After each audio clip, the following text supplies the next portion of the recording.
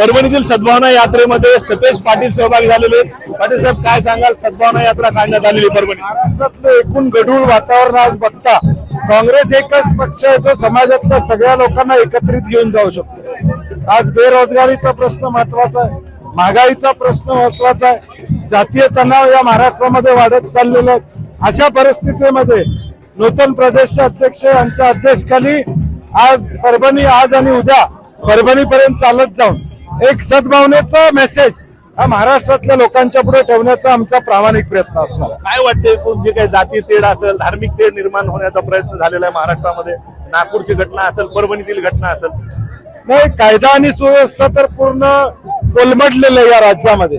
दररोज वेगवेगळ्या गोष्टी घडतायत। बीड मधला, नागपूर मधला विषय असेल, कायद्याचं राज्य या महाराष्ट्रामध्ये राहिले का अशी शंका आता देश पातळीवर निर्माण झाली।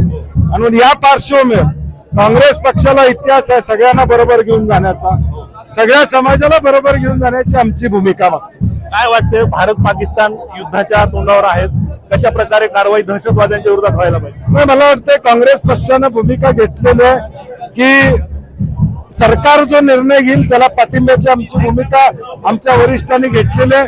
त्यामुळे सरकारनं आता कारवाई करावी अशी अपेक्षा आहे।